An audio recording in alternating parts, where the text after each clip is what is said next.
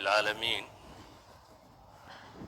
ولا عاقبة للمتقين ولا عدوان إلا على الظالمين وأشهد أن لا إله إلا الله وحده لا شريك له وأشهد أن محمدا عبده ورسوله اللهم صل على محمد وعلى آل محمد وبعد فالسلام الله عليكم ورحمته وبركاته. أيها الأحبة، sida walaalku tilmaamay darsigu wuxuu ku saabsanaan doonaa qasru al-amal, rajada ama yadidiiladoo la soo gaabiyo. haddaan si kale u nidhaahnana waxa weeyaan aakhiro oo loo diyaar garoobo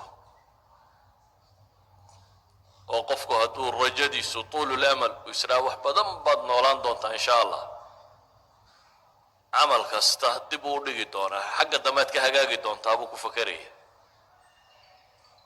laakiin qofku hadduu nolosha si kooban uu arko, hadduu xaqiiqada inaanu berriba noolaan karin, haddii rabbi qoro uu fahmo, waxay noqonaysaa maantuu haystaa inuu maanta ka faa'iidaysto. haddaba mawduucan si aynu uga warranno waxaynu u baahannahay xaqaa'iq dhowra inaynu isla garanno. dhowr shay. ka koowaad waa xaqiiqatu linsaan, bini aadamka iyo qaabka alla u abuuray. bini aadamku wuxuu dunida u joogaa in la itixaamo. xorriyad baa ilaahay siiyey,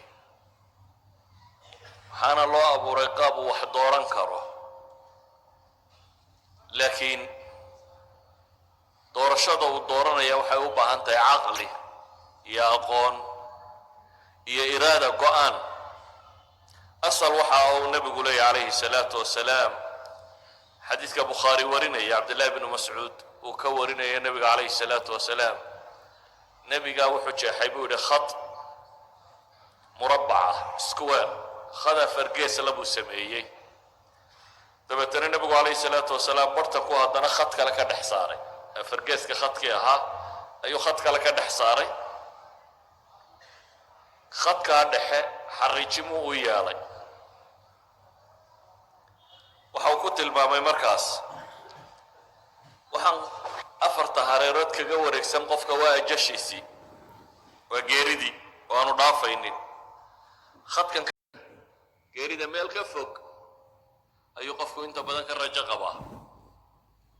bini aadamku adduunka wuxuu ka baxaa isagoo weli qabyo arrimuhu ka yihin, isagoo weli wuxuu qorsheeyey ay qabyo tahay buu baxaa. waxa uu kaloo nabigu xariijimaa yaryara kale ka baxaya ku tilmaamay inay tahay acraadu dunya, mashaakilka adduun oo kan xaganayo kani xaganayo kani xaganayo aanu marnaba mashkilad la'aanaynin. idan wuxuu xadiidku sawirayaa qofka bini aadamka ah rajada iyo amalka uu qabaa, yididiilada uu qabaa inaanay xad lahayn, inay cimrigiisa iyo wakhtigiisaba ka dheertay. hada huwa alasl. laakiin waxaa la rabaa qofka muslimka ahi inuu masaladaa xadeeyo oo meel ka dhow uu arko. xaqiiqada labaad aynu tilmaamaynaa waxay tahay geeridu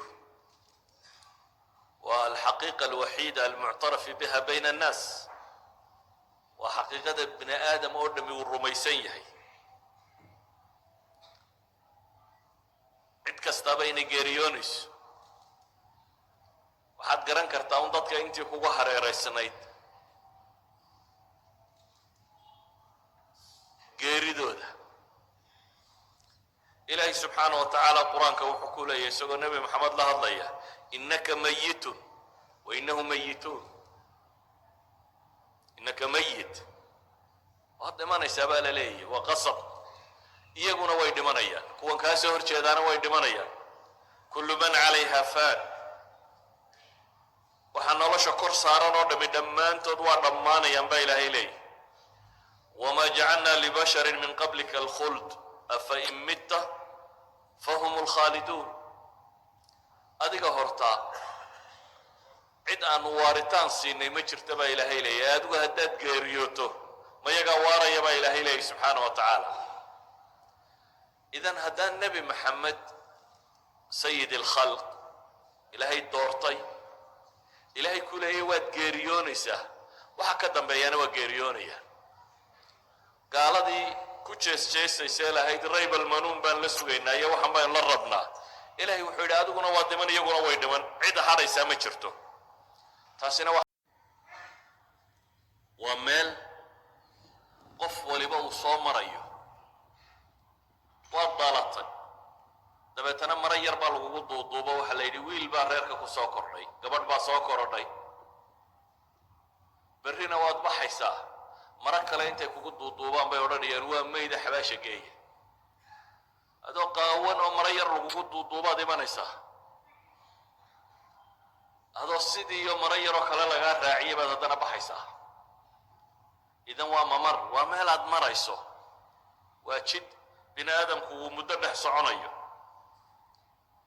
waxaana ka dambeeyaba rabbi tilmaamaya la kulanka alle qof waliba inuu rabbi la kulmi doono in la xisaabin doono janno iyo naar inay ka dambayso saa daraaddeed baa ilaahay wuxuu leeyahy qul ina almowta aladii tafiruuna minhu fainahu mulaaqiikum geeridan aad ka baxsanaysaan ee aad ka rooraysaan waa idinla kulmaysaa hadday meeli ku xanuunto dhakhtar raadiya kan raadiya adduun waxaad haysato ku bixi waxaad rabtaa bal sidii aad maalma usii jiri lahayd ayaad dadaalkeed ku jirtaa laakiin ilaahay wuxuu leeyahay waa mulaaqiikum waa idinla kulmaysaa maxaa ka dambeeya ثم تردون إلى عالم الغيب والشهادة فينبئكم بما كنتم تعملون وحل ليدين علينا يا بالليدي عالم الغيب والشهادة الله وحا مقن إيا وحا شوغبوك الله أن وحبك قرصوني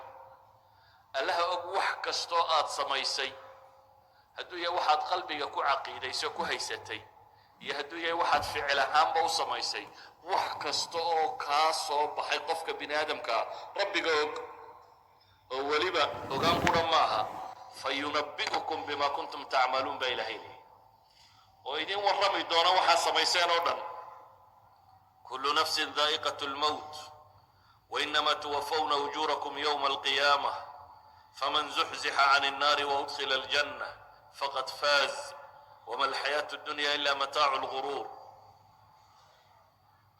naf waliba geeriday dhadhamin baa ilaahay leeyahay kadibna wixii aa shaqaysateen baa laydiin oofinaya laydiin dhammaystiraya ninkii naar laga durkiyo ee janno la geliyo kaas baa liibaanay baa ilaahay yidhi subxaanahu wa tacaala